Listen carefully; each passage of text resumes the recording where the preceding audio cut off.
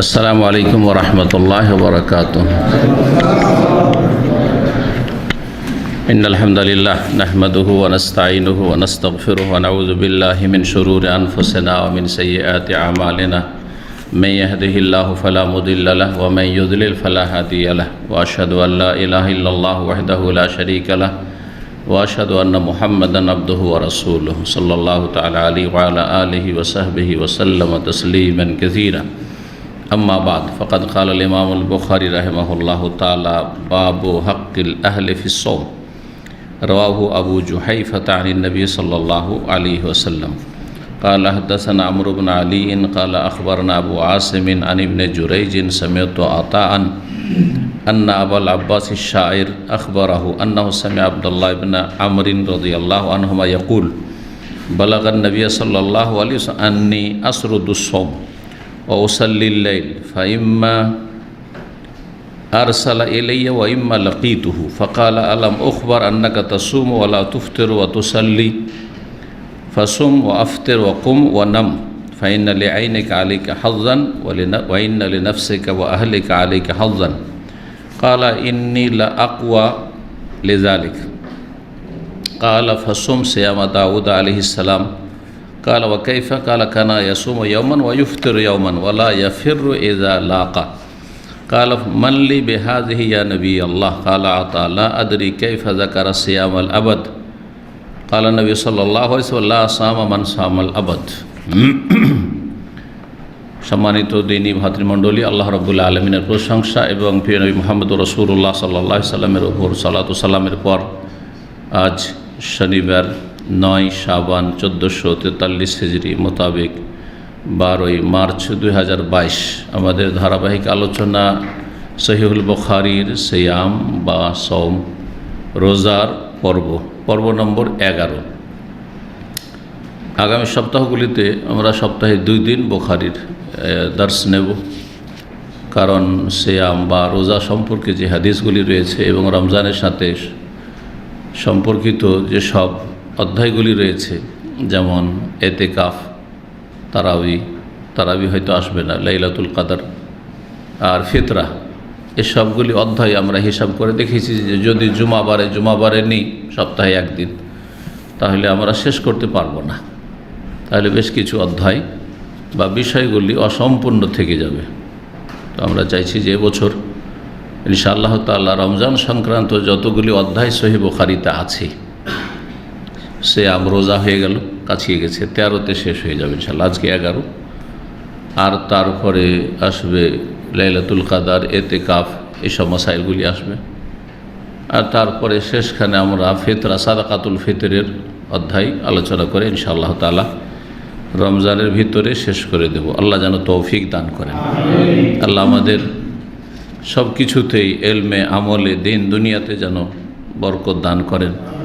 যেসব ভাইরা শিখছেন, শেখাচ্ছেন, সঠিক দিনের কথা সরাসরি শিখছেন অথবা পরোক্ষভাবে শিখছেন, যেভাবে শিখছেন সহি কথা শেখার চেষ্টা করছেন, কোরআন সুন্নাহর কথা, আল্লাহ যেন তাদের সমস্ত অনিষ্ট থেকে, বালা মুসিবত থেকে বাঁচিয়ে রাখেন।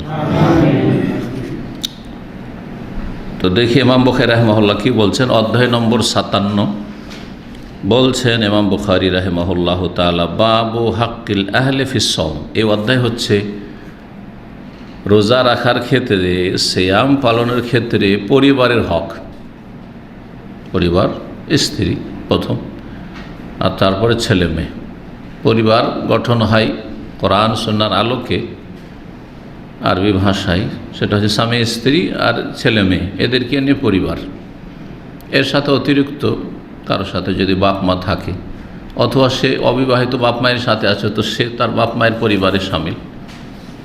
যদি দেখা যায় যে সেই পরিবারের সদস্য হিসাবে তালাকপ্রাপ্তা বোন আছে বা অবিবাহিতা বোন আছে, ছোট নাবালক ভাইয়েরা আছে, সাথে আছে, তারাও পরিবার অন্তর্ভুক্ত। কিন্তু এমনি সাধারণত পরিবার হচ্ছে স্বামী স্ত্রী এবং ছেলে মেয়ে, এবং এদের সরাসরি হক রয়েছে।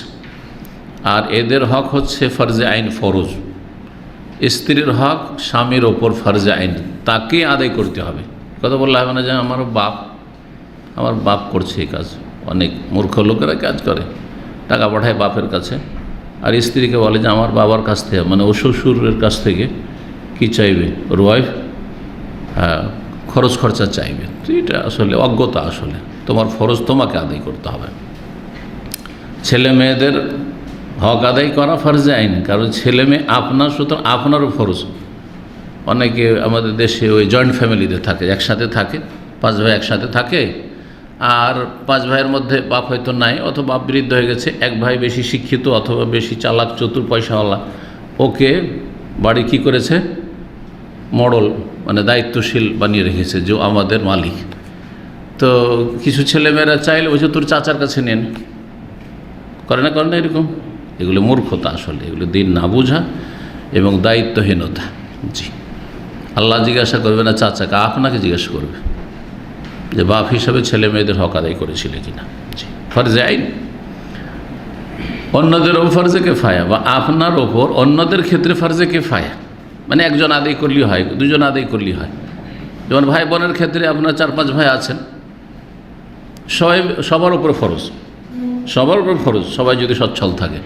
হ্যাঁ, ভাই 4-5টা আছে কিন্তু বাকিগুলো অভাবী, আর আপনি সচ্ছল, তখন আপনার ফরজে আইন হবে ভাই বোনের খরচ, নাবালক ভাই বোনদের, অথবা অবিবাহিতা বোনের, বা তালাকপ্রাপ্ত বিধবা আছে সেই বোনের, কিন্তু বোন স্বামীর ঘরে চলে গেছে, আপনার দায়িত্ব শেষ। জি, তো এই বিষয়গুলি বুঝতে হবে। তো পরিবার হচ্ছে স্বামী স্ত্রী এবং ছেলে মেয়ে, তো পরিবারের হক রয়েছে। রোজা রাখার ক্ষেত্রে, সিয়াম পালন ক্ষেত্রেও পরিবারের হকের খেয়াল রাখতে হবে। নফল সিয়াম পালন করতে গিয়ে পরিবারের হক যেন নষ্ট না হয়, পরিবারের হক যেন নষ্ট না হয়। ডেইলি যদি কেউ রোজা রাখে আর রাতে তাহাজ্জুদ পড়ে সারা রাত ধরে, তাহলে স্ত্রীর হক আদায় করতে পারবে? আচ্ছা, যেসব কিস্সা কাহিনী আমাদের দেশে আছে আবু হানিফা সম্পর্কে, বা এইরকম কিছু বুজুর্গানের দিন সম্পর্কে, যে 40 বছর ধরে এশার উজুতে ফজর নামাজ পড়েছেন, ফজর পড়েছেন। এই যে ঝাল ভুয়া এবং মিথ্যা কিস্সা কাহিনী, এগুলো দিয়ে এই ইমামদেরকে সম্মানিত করেছেন না মানহানি করেছেন? মানহানি করেছেন, ছোট করেছেন, এবং তাদের ওপর যেন একটা মিথ্যা অপবাদ দিয়েছেন যে তারা দায়িত্বহীন ছিল। নাউজুবিল্লাহ, এমনটা হইতে, যদি এই কাজ করে তো দায়িত্বহীন, ফরজ ত্যাগ করে নফল কাজ করেছে। এশার অজুতে কেউ যদি ফজর পড়ে তো সারা রাত জেগে আছে, সে শরীরের হক আদায় করেনি, সে স্ত্রীর কাছে রাত্রে যায়নি, তার 40 বছর, একদিন 2 দিন 10 দিন নয়, যে 2-4-10 দিন স্ত্রীর কাছে গিয়ালই না, ঘুমাইল না, তাই না? শরীরের হক নষ্ট করেছে, গুনাহগার না শরীর হক নষ্ট করলে? আচ্ছা, তারপরে বলবেন যে দিনে ঘুমিয়ে নিয়েছে। আল্লাহ তো রাতকে তৈরি করেছে ঘুমাবো যেন আসল, আর রাতের যে ঘুম তার কোনো বিকল্প নেই। দিনে ঘুমিয়ে এটা নাই মামার কানা মামা। তারপরে তো বড় হক হচ্ছে স্ত্রীর হক। স্ত্রীর হক নষ্ট করে, যেটা ফরজ সেটা নষ্ট করে ও রাত্রে তাহাজ্জুদ পড়বে, নফল কাজ করবে। যদি কেউ করে তো সে জাহেল, আলেম তো নয়, ইমাম হওয়া তো দূরের কথা। তাহলে তাকে যে হালতের অপবাদ দিলেন যে তিনি বুঝতেন না ইসলাম। তারপরে তিনি দায়িত্বহীন, কারণ ফরজ বাদ দিয়ে সুন্নত নফল কাজ করছে, ঠিক না? তো এমনটা ছিলেন ইমাম আবু হানিফা? এত বড় আলেম এ কাজ করতে পারে? নাজায়েজ কাজ করবে না? কখনো করবে না। সুতরাং মূর্খরা, বেদাতিরা বেশি বাড়াতে গিয়ে মানহানি করেছে। যারাই বেশি বাড়িয়েছে তারা কি করেছে? মান সম্মান নষ্ট করে। এই জন্য কাউকে ঠাট্টা উপহাস করতে গিয়ে যে যতটা নাই ততটা বলে। যেমন কেউ মোদির নাই, কে ফেলহাল মোদির যদি বলেন, তাহলে ওর সম্মান করলেন না ওর মানহানি করলেন? ও রাগ করবে না খুশি হবে? এই আমাকে তো কেউ মোদির বলে না, যাক একজন তো বলেছে মোদির, খুশি হবে না? দিবে মায়ের পারলে যে আমাকে নিয়ে তুই ঠাট্টা উপহাস করছো না, আমি মোদির না, আর আমার মোদির বলা মানে ঠিক কিনা? তো ঠিক ওই রকম যে কোনো ব্যক্তির, সে আমি হই আর আপনি, অথবা যারা দুনিয়া থেকে চলে গেছে, বাড়াবাড়ি করলেই তাদের মানহানি হবে। রাসূলুল্লাহ সাল্লাল্লাহু আলাইহি ওয়াসাল্লাম আলেমুল গায়েব কত বাড়াবাড়ি করেছে, আল্লাহর গুণ দিয়ে দিয়েছে। তো আলেমুল গায়েব আর স্ত্রীর হার হারিয়ে গেছে, হারের খোঁজ রাখেন না। তাও উঁট বসে উঁটের পেটের তলে পড়ে আছে, সেইটাই খবর রাখেন না, দুনিয়ার খবর রাখছেন। দুনিয়া থেকে চলে যাওয়ার পরে আলেমুল গায়েব এখনও নাকি দুনিয়ার খবর রাখছেন, অথচ বেঁচে আছেন, ওই মাঠে আছেন, ওই সফরে আছেন, বিবির সাথে আছেন, কোনখানে হাতটা পড়ে গেল, ওই তো পেটে উটের পেটের তালে উটটা বসে গেছে, এই খবরটাই জানেন না। যদি বলেন যে আলেমুল গায়েব, তারপরও তো জানার পরেও যদি এতগুলি লোককে হয়রান করছে, থামিয়ে দিলেন, তারপরে সব তলাশ করো তলাশ করো, তারপরে স্ত্রী তলাশ করতে গিয়ে থেকে গেছে, ওইদিকে থেকে গেছে, আর এদিকে এমনি চলে যাচ্ছেন স্ত্রীকে ছেড়ে। এমন কোনো মানুষ আছে স্ত্রীকে ছেড়ে কোনো স্টেশনে গেছেন না ট্রেনে চড়ে স্ত্রীকে ছেড়ে? ভালো মানুষ না খারাপ মানুষ? চিন্তা করেন তো, আপনি চিন্তা করেন তো, কত মানহানি করলেন। তো এই বিষয়গুলি যদি চিন্তা করে দেবেন, যেই ব্যক্তি যার সম্পর্কে বাড়াবাড়ি করেছে, তাকে ছোট করেছে, অসম্মান করেছে, তারপর মিথ্যা অপবাদ দিয়েছে। এই দুই একটা কথার মাধ্যমে আপনি সবগুলি ক্ষেত্রে আপনি ফিট করতে পারবেন, সবগুলি ক্ষেত্রে ফিট করতে পারবেন। যেখানে বাড়াবাড়ি হয়েছে ওখানে কিন্তু ওর মান সম্মান নষ্ট করা হয়েছে, খুনি সাব্যস্ত করা হয়েছে।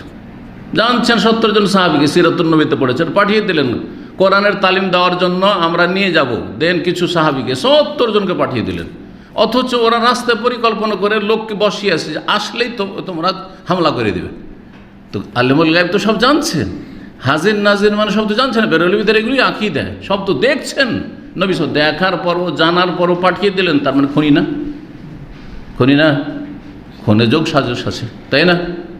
রহস্য আছে, খুনি অবশ্য না। আউযুবিল্লাহ, নবী সাল্লাল্লাহু আলাইহি ওয়াসাল্লামকে তাহলে বেরোলিবিরা মাজার পূজারে কী করে দিল? খুনি সাব্যস্ত করে দিল।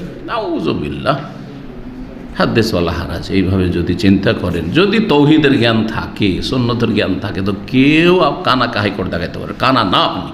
সুতরাং আপনি যখন কানা না, তো হাইকোর্ট দেখাইতে পারবেন না, কুড়ে ঘর দেখে বলবো হাইকোর্ট। জি। পরিবারের হক সিয়ামের ক্ষেত্রে হাদিস 1977 নম্বর বলছে এই মর্মে, তার আগে বলছেন এই মর্মে ইমাম বুখারী বলছেন রাওয়াহু আবু জুহাইফা, এই মর্মে আবু জুহাইফা রাদিয়াল্লাহু আনহু একটি হাদিস বর্ণনা করেছেন নবী সাল্লাল্লাহু আলাইহি ওয়াসাল্লাম থেকে, একজন সাহাবী। সেই হাদিসটি এখানে উল্লেখ করেননি, আরেকটি হাদিস এখানে উল্লেখ করেছেন আব্দুল্লাহ বিন আমর বিন আস রাদিয়াল্লাহু তাআলা আনহুমার ঘটনা। এর আগে হাদিসটা কয়েকবার করে এই গতকালকে এসছে। ইয়াকুল, তিনি বলেন বালাগান নবী সাল্লাল্লাহু আলাইহি ওয়াসাল্লাম, কিন্তু ভিন্ন ভাষাগুলিতে পার্থক্য আছে, তারপরে কিছু কম বেশি আছে। এটাতে এমন একটি কথা আছে যেটা এর আগে হাদিসটিতে নাই, কিন্তু ঘটনা আছে। নবী সাল্লাল্লাহু আলাইহি ওয়াসাল্লামকে খবর পৌঁছিল যে আন্নি আসরুদুস সওম, আমি নিয়মিত প্রতিদিন রোজা রাখছি। সারদুস সওম মানে হচ্ছে কন্টিনিউ রোজা রাখা। সারাদে আসরদ মানে একবারে একটা না, হ্যাঁ, বিনা বিরতিতে অবিরাম আমি রোজা রাখছি। এই খবর নবী সাল্লাল্লাহু আলাইহি ওয়াসাল্লামকে পৌঁছিল। ও ওসাল্লিল লাইল, এবং আমি সারা রাত কি করছি? হ্যাঁ, তাহাজ্জুদ পড়ছি, সালাত পড়ছি, মানে তাহাজ্জুদের সালাত পড়ছি, তাহাজ্জুদের নামাজ পড়ছি। আল্লাইল, আল্লাইল মানে রাত, কিন্তু আমি সারা রাত অনুবাদ করলাম। এটা তো আপনারা বুঝবেন না, কারণ গ্রামার জানতে হবে।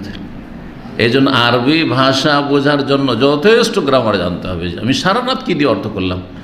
কুল্ল শব্দটাও নেই, জমি শব্দটাই নেই, তারপরেও সারা রাত। জি, ঠিক ওই রকমই যেমন আলহামদ, হামদ মানে প্রশংসা, কিন্তু আলহামদ মানে কি বলছেন আপনারা? সকল প্রশংসা বা যাবতীয় প্রশংসা। যাবতীয় প্রত্যেক আছে, ওই যে আল আছে ইস্তেগরাক, এই আলের ধরনটা হচ্ছে ইস্তেগরাক, মানে সবগুলিকে শামিল। তো এখানে আল্লাইল হচ্ছে আলিফ লাম হচ্ছে ইস্তেগরাকের, হ্যাঁ, পুরা রাত, পুরা রাতের অর্থ। ফাইম্মা আরসালা এলিয়া, নবী সাল্লাল্লাহু আলাইহি ওয়াসাল্লামের কাছে এই খবর পৌঁছে গেছে, অভিযোগ যে আব্দুল্লাহ বিন আমর বিন আস এইরকম বাড়াবাড়ি করে ইবাদতবন্দি করছে, কঠিন পরিশ্রম করে সারা রাত জাগে আর সারাদিন রোজা রাখে। জাগে মানে আজকালকার জাগা না, আজকালও তো মেলা লোক সারা রাত জাগে, এদের সংখ্যা কম নয়, কিন্তু লক্ষ লক্ষ মুসলিম যুবক যুবতীরা সারা রাত জাগে। আমি কিছু কিছু ফ্যামিলিদের খোঁজ খবর নিই, আরও অনারব, এদের বদ অভ্যাস হয়ে গেছে, দিনে ঘুমাবে, কাজ কাম নেই, আর সারা রাত জাগছে। আসলে উঠলো, তারপরে খাওয়া দাওয়া, আর তারপরে এসব নামাজ টামাজ তো আল্লাহ হেফাজত করুক এদের, যারা এই চরিত্রে তারা বেনামাজি, সব সারা রাত জাগে, সারা রাত জাগে। আচ্ছা, সকালে যারা ডিউটি করে আসে, এইরকম বদ চরিত্র লোক অনেকের খবর পেয়েছি। তারা করে কি, সকালবেলা 2টা পর্যন্ত ডিউটি করে চলে আসলো, সরকারি ডিউটি, তারপরে এই যে ঘুমালো, এসা পর্যন্ত ঘুমালো, দিল খেয়ে দিয়ে দিল ঘুম হয়ে গেল। তারপরে রাত্রে যে এসা পরে বসলো, একেবারে সারা রাত ফজর পর্যন্ত জেগে থাকলো, ফজর পর্যন্ত জেগে থাকলো। এই সোশ্যাল মিডিয়ার ফিতনা এইভাবে মুসলিমদের অধিকাংশকে কী করেছে, গ্রাস করে ফেলেছে। আল্লাহ হেফাজত করুক। ছেলে মেয়েদের খেয়াল রাখবেন, ছেলের মা কী করছে। ছেলে মেয়েকে স্মার্টফোন দিয়ে দিয়েছেন, আর রুমও আলাদা, মেয়ের রুম আলাদা। রাত্রে ঘুমায় কি ঘুমায় না খোঁজ রাখেন, অবশ্যই খোঁজ রাখবেন। বলছে লক করে ঘুমাবে না, খুলে ঘুমাবে, দেখবেন একটু। এই নয় যে সিআইডি তদন্ত, বরং আপনার দায়িত্ব এটি যে ঠিকভাবে ঘুমাবার সময় ঘুমাচ্ছে কিনা, পড়ার সময় পড়ছে কিনা, খাওয়ার সময় খাচ্ছে কিনা। জি, এসব খেয়াল রাখতে হবে।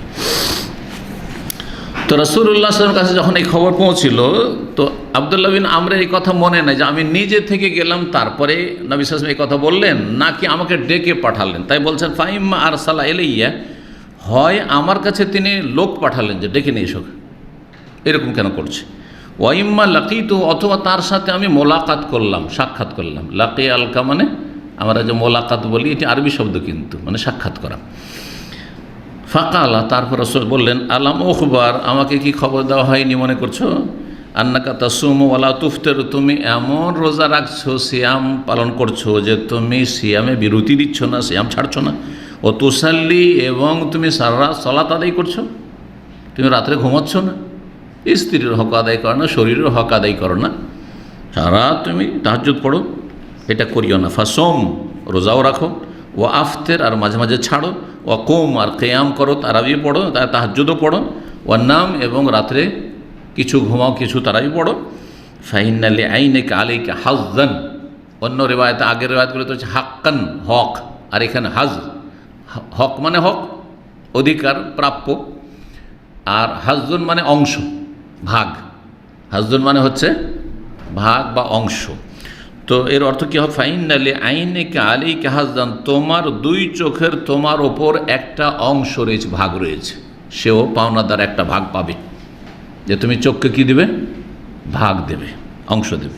ওয়াইনা লিনাফসিকা ওয়া আহলিকা আলাইকা হাজ্জান, আর তোমার নিজের শরীরের, নফস মানে জান, প্রাণ, তোমার শরীরের, ওয়া আহাল, এবং তোমার পরিবারের তোমার ওপর হাজ্জান, একটা ভাগ রয়েছে। এক ভাগ স্ত্রীর, এক ভাগ ছেলে মেয়েদের, এক ভাগ তোমার শরীরের, এক ভাগ কিসের? তোমার চোখের, অঙ্গ প্রত্যঙ্গের, ইত্যাদি ইত্যাদি, সব কিছুর হক রয়েছে। ঘুমালে চোখকে আরাম দিলে, শরীরকে আরাম দিলে, হ্যাঁ, ঘুমালে ঠিকভাবে তুমি বাকি কাজগুলোর ডিউটিগুলো করতে পারবে। ঘুমালে তার মানে তোমার স্ত্রীও তোমার কাছে আশেপাশে ঘুমাবার সুযোগ পাবে, তুমি ঘুমাবে না, তুই স্ত্রী একা একা ঘুমাইতে হবে। জি। কালা, তখন তিনি বলছেন ইন্নিল আকওয়ালি যালিক, আমি যে কাজটা করছি এইটার ক্ষেত্রে আমি সক্ষম, আমি তো পারছি। তিনি বলতে চাইছেন যে আমার যদি কষ্ট হইতো, অসুবিধা হইতো, সেটা ভিন্ন কথা, কিন্তু আমি তো পারছি। কালা, তখন নবী বললেন যে না, খুব বেশি যেটা করতে পারবে, ফাসুম সিয়ামা দাউদ আলাইহিস সালাম, তুমি দাউদ আলাইহিস সালামের সিয়াম রোজা রাখো, দাউদ আলাইহিস সালাম রোজা রাখো। কালা ও কাইফা, সেটা কেমন? কালা কানা ইয়াসুমু ইয়াওমান ইফতার ইয়াওমান, দাউদ আলাইহিস সালাম একদিন রোজা রাখতেন, সিয়াম পালন করতেন, আর একদিন ইফতার করতেন, পানাহার করতেন। ইফতার করা মানে পানাহার করা, ইফতার করা মানে সন্ধ্যাবেলা শুধু ইফতার করা নয়। ইফতার করা কেন সন্ধ্যাবেলার ইফতারকে ইফতার বলা হয়? কারণ সেই সময় পানাহার শুরু করে দিলেন, সেই জন্য। ইফতার মানে হচ্ছে ভঙ্গ করা, এই জন্য ফতুর মানে ইংরেজিতে হচ্ছে ব্রেকফাস্ট। সিয়াম, রোজাকে ফাস্টিং বলা হচ্ছে, আর রোজা ইফতার করাকে ব্রেকফাস্ট। এই জন্য নাস্তাকে কী বলা হচ্ছে? ফতুর আরবিতে, আর ওইটা হচ্ছে ইংরেজিতে কি? ব্রেকফাস্ট। আপনার যে বাসি পেটে ছিলেন বা খালি পেটে ছিলেন, এখন পর্যন্ত খাননি, ওই যে ঘুমিয়েছেন তার কিছু খাননি, এখন কি করলেন? ব্রেক মানে ভেঙে দিলেন, ভঙ্গ করলেন আপনি, রোজা ভঙ্গ করা, যেন রোজার মতো ছিলেন আপনি। তো এই বললেন যে একদিন রোজা, একদিন ইফতার, পানাহার। আর একটা বৈশিষ্ট্য ছিল দাউদ আলাইহিস সালামের, ওয়ালা ইয়াফিরু ইযা লাকা, যখন তিনি শত্রুর, কাফেরে, দুশমনের সম্মুখীন হতেন, তখন মোটেই পলায়ন করতেন না, সামনে বাড়তেন যে কোনো পরিস্থিতিতে। দুশমনের সামনাসামনি হলে পিছ পা হওয়ার প্রশ্নে ওঠে না। এই বৈশিষ্ট্য ছিল কার? দাউদ আলাইহিস সালামের। জি, দাউদ আলাইহিস সালাম জিহাদ করেছেন। আজকাল খ্রিস্টানরা অনেকে আপত্তি করে জিহাদের উপর, অমুসলিমরা, কিন্তু খ্রিস্টানরা তো বিগত ধর্মে বিশ্বাসী, তাই না? তারা তো ঈসা আলাইহিস সালামের শ্রদ্ধা করে, মুসা আলাইহিস সালামের শ্রদ্ধা করে, করে না? দাউদ আলাইহিস সালামকে তারা ডেভিড বলে।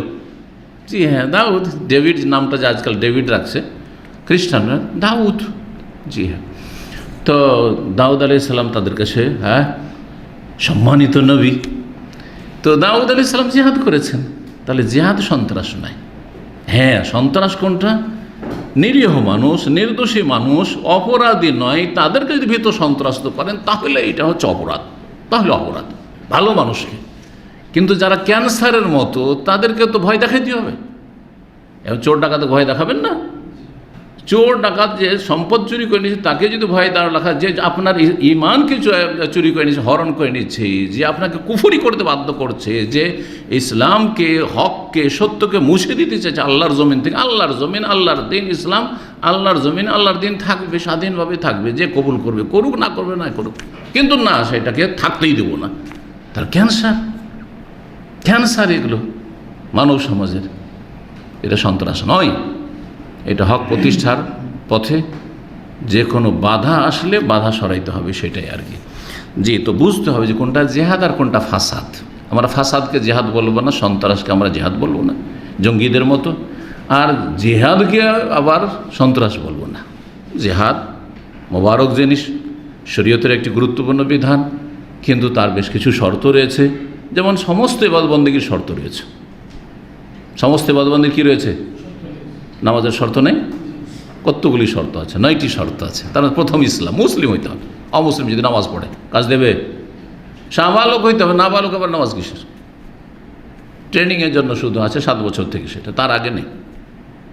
বোঝা গেছে? তারপরে ফরজও নেই যতক্ষণ নাবালক হয়ে আছে, ঠিক কিনা? সুস্থ মস্তিষ্ক সম্পন্ন হইতে হবে। পাগলের আবার কিসের নামাজ, রোজা, হজ, কিচ্ছু নেই, তার সব মাফ, কলম উঠিয়ে নেওয়া হয়েছে। শর্ত আছে না? নেই? জি হ্যাঁ, ওই রকমই হোশ জ্ঞান যাতে থাকে। বেহুশ, বেহুশ হয়ে আছে, সেন্সলেস হয়েছে, নামাজ আছে? কিছু নেই, ইত্যাদি ইত্যাদি। রোজার জন্য সবাই রোজা রাখবে? সবাই যাকাত দিবে? সবাই হজ করবে? না হজের জন্য পয়সা লাগবে? হ্যাঁ, শারীরিক ক্ষমতা লাগবে, ইত্যাদিতে এসব শর্ত রয়েছে। রোজার জন্য মুসাফির যেন না হয়, আর অসুস্থ না। জি, স্থায়ী অসুস্থ হলে ও রোজা রাখবেই না, ওর একটা অন্য বিকল্প রয়েছে, ঠিক না? তাহলে প্রতিটি এবাদত বন্দেগীর শর্ত রয়েছে, সুতরাং জেহাদের শর্ত রয়েছে। জঙ্গিরা জেহাদের শর্ত টর্ত না, দুহরফ কিছু শিখলেই তার চাইতে বেশি কথা বলে।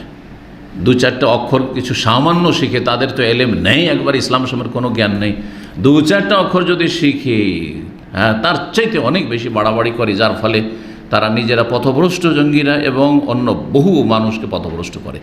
এবার এদের জ্ঞান বুদ্ধি কম, এরা সাধারণত ওই 18, 19, 20 বছরের এইসব হয়ে থাকে, অথবা এদের 2-1টা যদি গুরু থাকে ওই রকম বয়স্ক, তো সেগুলো ওই 18 বছর 17 বছর বয়সে গুমরা পথভ্রষ্ট হয়েছে, তখন থেকে পথভ্রষ্ট হয়েছে। আল্লাহ এদের অনিষ্ট থেকে যেন মুসলিম জাতির হেফাজত করে। দাউদ আলাইহিস সালাম, দাউদ আলাইহিস সালাম জিহাদ করেছেন, কোরআনে কারীম আছে। ওয়াকাতালা দাউদ ও জালুত, সূরা বাকারাতে রয়েছে। তালুত আর জালুতের ঘটনায়, তালুত হচ্ছে রাজা, মুসলিম রাজা, আর জালুত হচ্ছে কাফের রাজা। তালুতের পক্ষ থেকে দাউদ আলাইহিস সালাম প্রধান সেনাপতি, যুবক নবী রসুল যিনি হচ্ছেন, তিনি প্রধান সেনাপতি, তিনি খুন করছেন কাকে? জালুত, যে কাফের রাজাকে। কোরআনে কারীমে আছে। তাহলে বনি ইসরাইলদের নবী দাউদ আলাইহিস সালাম, সুলাইমান আলাইহিস সালামের পিতা, সমস্ত আম্বিয়া রসুল বনি ইসরাইলদের সবগুলি শ্রদ্ধাভাজন ইহুদি নাসারাদের কাছে। তাহলে তারাই কেন সন্ত্রাস সন্ত্রাস সন্ত্রাস করছে ইসলামকে? হ্যাঁ, তো সমস্ত আম্বিয়া রসুলগণ বাতিলের বিরুদ্ধে সর্বাত্মক প্রচেষ্টা চালিয়েছেন, সকল স্তরে প্রচেষ্টা চালিয়েছেন। আর সকল স্তরে প্রচেষ্টা চালানোর অর্থই হচ্ছে আরবিতে জিহাদ। জাহাদা ইয়াজহাদু মানে কঠিন পরিশ্রম করা, মেহনত করা। জি হ্যাঁ, আগে নিজের নফসের সাথে মেহনত করতে, পরিশ্রম করতে হবে, যাতে করে আপনার 5 ওয়াক্ত সালাতের কোনোটাই মিস না যায়। জামাত মিস না যায়, ফজর মিস না যায়, কঠোর পরিশ্রম করে সুন্নত নফল ইবাদত বন্দেগী চেষ্টা করতে, তাহাজ্জুদ পড়ার চেষ্টা করতে হবে। শরীরকে শুধু আরাম দেবে না, রে আমাকে ঘুমাইতে হবে, আমার ঘুমটা একটু ভারী, সারা জীবন তৌফিকই হলো না তাহাজ্জুদ পড়ার, তো নাফসের সাথে জিহাদ করতে পারেন না আপনি। অনেকে আছেন যারা ফরজের ক্ষেত্রে অবহেলা করছে, জেহাদ করতে পারে না সেই জন্য। আর অনেকে আছে ফরজ হয়তো কোনো রকম করে টেনে টেনে আদায় করছে, কিন্তু সুন্নত নফল তাদের খাতায় আমলনামায় নেই, কারণ নাফসের সাথে জেহাদ করার ক্ষমতা নেই। যেই লোক নাফসের সাথে জেহাদ করতে পারে না, শুধু মুখে বড় বড় কথা লিখলে বললে আর লিখলে হবে, মোটেই হবে না। জি, যেটা আমরা পারছি সেখান থেকে শুরু করতে হবে, যেখানে পারছি না সেখানে মন্তব্য করে লাভ নেই, বলে লাভ নেই। যখন পারবো তখন দেখা যাবে, আর যে পারবে তার উপর ফরজ। জি, দাউদ আলাইহিস সালামের এই বৈশিষ্ট্য ছিল। কালা, তখন আব্দুল্লাহ বিন আমর বিন আস বলছেন, মানলি বিহাযিহি ইয়া নবী আল্লাহ, হে আল্লাহর নবী, হে আল্লাহর রাসূল। মানলি বিহাযিহি মানে মান ইয়াযমানুলি বা মান ইয়াতাকাফফালুলি বিহাযিহিল খাসলা আল্লাতী লিদাউদ আলাইহিস সালাম। দাউদ আলাইহিস সালামের যে এই বৈশিষ্ট্য ছিল, কি বৈশিষ্ট্য? দুটো বৈশিষ্ট্য এখানে উল্লেখ করা হয়েছে। একটা হচ্ছে যে তিনি একদিন রোজা রাখতেন আর একদিন বিরতি, 6 মাস গোটা বছর রোজা, তারপরেও দুর্বল হতেন না। যদি দুর্বল হবেন তো জিহাদের মাঠে কি করে যাবেন? এখান থেকে এটা বুঝতে হবে আপনাকে, যে একটা লোক 6 মাস রোজা রাখে তারপর কত শক্তিশালী যে জিহাদের ময়দানে যায়। এই নয় যে ক্ষীণ হয়ে যায়, দুর্বল হয়ে যায়, কমজোর হয়ে যায়, বিছানা ধরে নেয়, আমাদের মতো দুর্বল না, কত শক্তিশালী তিনি। আচ্ছা, জিহাদের ময়দানে শুধু যাই না, বরং জিহাদের ময়দানে গিয়ে সেখানে এমন তিনি ভূমিকা রাখেন যে জীবনও কোনো দিন ফিরেন না, সেখান থেকে পলায়ন করেন না। জি, অটল হয়ে দাঁড়িয়ে থাকেন, পাহাড়ের মতো দাঁড়িয়ে থাকেন দুশমনের সামনে। কত হিম্মত লাগে আর কত শরীরে ক্ষমতা লাগে, শারীরিক ক্ষমতা, মানসিক ক্ষমতা, ইমানি ক্ষমতা। এই 3 ক্ষমতা না হলে কেউ দুশমনের সামনে দাঁড়িয়ে থাকতে পারে না অটলে। বোঝা গেছে? তো আব্দুল্লাহ বিন আমর আস বলছেন যে দাউদ আলাইহিস সালামের এই চরিত্র আর এই যে বৈশিষ্ট্য রয়েছে, এটা আমার মধ্যে কি করে আসতে পারে? আমার পক্ষে সম্ভব? অসম্ভব যে একদিন রোজা আর একদিন আমি, অথচ চাইছেন তিনি গোটা বছর রোজা রাখতে, ঠিক না? কিন্তু দাউদ আলাইহিস সালাম 6 মাস রোজা রাখার পরও এত বড় বীর মুজাহিদ ছিলেন, সেটা কি আমার পক্ষে সম্ভব? সম্ভব না, সম্ভব না। স্বীকার করছেন এই কথা কে? আব্দুল্লাহ বিন আমর বিন আস রাদিয়াল্লাহু তাআলা, প্রখ্যাত সাহাবী রাদিয়াল্লাহু। তারপরে ইমাম আতা বলছেন, এই যে আতা ইবনে জুরাইজের ওস্তাদ হচ্ছেন আতা ইবনুস সাইব, আর আতার ওস্তাদ আবু আব্বাস, আর আবুল আব্বাসের ওস্তাদ হচ্ছে আব্দুল্লাহ বিন আমর। তো তিনি বলছেন, লা আদরি কাইফা যাকারা সিয়ামাল আবাদ, আমার মনে নেই, আমি জানছি না, মানে আমার মনে নেই যে সারা জীবন, আবাদ মানে সর্বদা রোজা রাখা সম্পর্কে কি বিষয়টি উল্লেখ করেছে, মানে কি ভাষাটা বলেছেন যে সর্বদা রোজা রাখা যাবে না, সারা জীবন প্রতিদিন রোজা, প্রতিদিন সিয়াম, এই সম্পর্কে কি বলেছেন।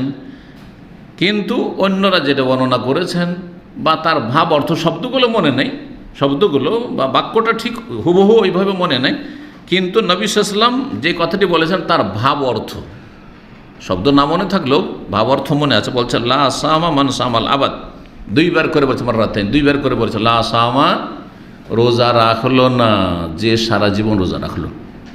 গোটা বছর যদি কেউ রোজা রাখে, সিয়াম পালন করে, তো সে রোজা রাখলই না। এই বাক্যটির 2টো অর্থ করেছেন ভাষ্যকারগণ। একটি অর্থ হচ্ছে যে এই জুমলা বা বাক্যটি, সেন্টেন্সটি হচ্ছে জুমলা খাবরিয়া। নবী সাল্লাল্লাহু আলাইহি ওয়াসাল্লাম যেন খবর দিচ্ছেন যে যেই ব্যক্তি, বিধান বলছেন যে যেই ব্যক্তি গোটা বছর সারা জীবন রোজা রাখবে, একদিনও রোজা ছাড়লো না, বছরে 360 দিন 65 দিন 360 দিন রোজা রাখলো, সেই ব্যক্তি রোজা রাখলো না, মানে যে রোজা রাখলো না যেমন সওয়াব পায় না, কেউ কোনো সওয়াব পাবে না। কিসের সওয়াব? এরকম কাজ করবে তুমি বাড়াবাড়ি করে, রোজাই রাখলো না সে যেন। ঠিক আছে। আরেকটি অর্থ হচ্ছে যে এটি জুমলা খাবরিয়া নয়, ইনশা, মানে বদদুয়া, বদদুয়া দিচ্ছেন নবী সাল্লাল্লাহু আলাইহি ওয়াসাল্লাম। লা সামা মান সাবাল আবাদ, যেই ব্যক্তি সারা জীবন রোজা রাখে সে, তার রোজা যেন না হয়, লা সামা, তার রোজা যেন কবুল না হয় আর রোজা, বাড়াবাড়ি করবে তো কবুল না হয় যেন, তো বদদোয়া যেন, এটা অর্থ করা হয়েছে। তো এই একটি বিষয় আমরা জেনে নিলাম। 58 নম্বর অধ্যায় বলছে বাবু সৌমে ইয়াউমিন ও ইফতার ইয়াউমিন। এই অধ্যায় হচ্ছে একদিন সিয়াম পালন করা আর একদিন পানাহার করা সম্পর্কে, মানে দাউদ আলাইহিস সালামের রোজা। এটা যে কোনো ব্যক্তি করতে পারে যদি মনে করে, কিন্তু একটা কথা মনে রাখতে হবে, 6 মাসও রোজা রাখতে গিয়ে ফরজ দায়িত্বের ওপর যেন খারাপ প্রভাব না পড়ে। হ্যাঁ, 6 মাস রোজা রাখতে গিয়ে প্রথম কথা 6 মাসের ভিতরে ওই 5টা দিন বাদ দিতে হবে। ঠিক আছে, 5টি দিন রোজা রাখা যেহেতু নিষেধ, হারাম, বাদ দিতে হবে। তারপরে বাকি দিনগুলিতে যে রাখবেন, হ্যাঁ 6 মাস রোজা, এই রোজা রাখার কারণে ফরজ দায়িত্ব হচ্ছে কি, যারা চাকরি করেন সে ডিউটিটা ঠিকঠাক আদায় করা, তাই না? তারপরে স্ত্রীর হক আছে। এই নয় যে 6 মাস রোজা রাখতে গিয়ে আর স্ত্রীর কাছে যেতেই পারে না, যৌন ক্ষমতা একবার হারিয়েই ফেলেছে। ফরজ না, বিয়ে করেছেন তো স্ত্রীকে গুনাহ থেকে বাঁচানো ফরজ। আর আপনাকে যেমন গুনাহ থেকে বাঁচাবে আপনার স্ত্রী, তেমন আপনার স্ত্রী গুনাহ থেকে বাঁচাবার জন্য আপনাকে আপ্রাণ চেষ্টা করতে হবে, তার শারীরিক চাহিদা পূরণের মাধ্যমে। এই নয় যে ভালো ভালো খেতে দেওয়ার মাধ্যমে খালি না, আর ভালোবাসা দেওয়ার মাধ্যমে না। 1978 নম্বর হাদিস, মুগীরা রাদিয়াল্লাহু তাআলা আনহু বলছেন, সামিআতু মুজাহিদ থেকে শুনেছি, তার মানে ইনি মুগীরা সাহাবী না, মুগীরা বিন শুবা না। এই মুজাহিদ প্রখ্যাত তাবী বর্ণনা করছেন আব্দুল্লাহ বিন আমর বিন আস রাদিয়াল্লাহু তাআলা আনহুমা থেকে। তিনি বলেন, কাল সুম মিনাশ শাহরি সালাসাতা আইয়াম, তুমি মাসের 3 দিন রোজা রাখো। নবী সাল্লাল্লাহু আলাইহি ওয়াসাল্লাম প্রথম কি বলেছিলেন আব্দুল্লাহ বিন আমরকে, যে এত কেন সারা বছর কিসের রোজা, প্রতিদিন রোজা রাখছো, মাসে 3টি রোজা রাখো। নফল রোজা সর্বনিম্ন রোজা থেকে শুরু করেছেন নবী সাল্লাল্লাহু আলাইহি ওয়াসাল্লাম, এইটাই যথেষ্ট। 3 দিন রাখলে 3 10 30 হয়ে গেল, তো গোটা বছর নাকি তো পেয়ে গেলে। কালা, তখন তিনি বলেছেন, অতিক আকসার মিন যালিকা, আমি তো এর চাইতে বেশি শক্তি রাখি, ক্ষমতা রাখি। ফামাজালা, কথোপকথন হইতেই আছে, একটু করে বাড়তে আছে, একটু করে বাড়তে আছে, বাড়াইতে এর আগে হাদিসে গেছে, কিন্তু বাড়াইতে তার 3 দিন, না হয় 5 দিন, না হয় 7 দিন, এই করতে করতে বলছে ফামাজালা, এইরকম বাড়তেই থাকুক, কথোপকথন হতেই থাকলো, হাত্তা কালা, এমনকি বললেন শেষ পর্যায়ে, সুমি অমন ও আফতিরি অমন, খুব বেশি করলে একদিন সিয়াম পালন করো, রোজা রাখো, আর একদিন পানাহার করো। তেলাওয়াতের ক্ষেত্রে সারা রাত তেলাওয়াত, সবচেয়ে উত্তম তেলাওয়াত হচ্ছে নামাজের ভিতরে তেলাওয়াত। এটাও মনে রাখেন, যেই সুন্নতটি আজকাল প্রায় উঠে গেছে।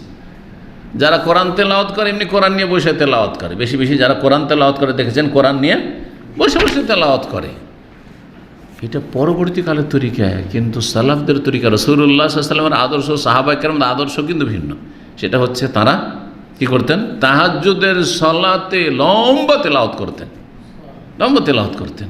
তাহাজ্জুদের সালাতে কোরআন খতম করতেন। কোরআন একদিক দিয়ে পড়ে যাচ্ছেন, লম্বা পড়ে যাচ্ছে, সূরা বাকারা, তারপর সূরা আলে ইমরান, সূরা এইভাবে পড়ে যাচ্ছে, এক রাকাতে এক সূরা, এইভাবে। জি, যেটা আজকাল মানুষের হিম্মত নেই যে দাঁড়িয়ে এতক্ষণ পড়বে। যেহেতু নফল সালাত, সুন্নত সালাত দাঁড়িয়ে পড়া জরুরি নয়, চেয়ারে বসে যান, এমনি বসে যান, বসে নামাজের ভিতরে কিন্তু নামাজ পড়ছেন আর কোরআন পড়ছেন।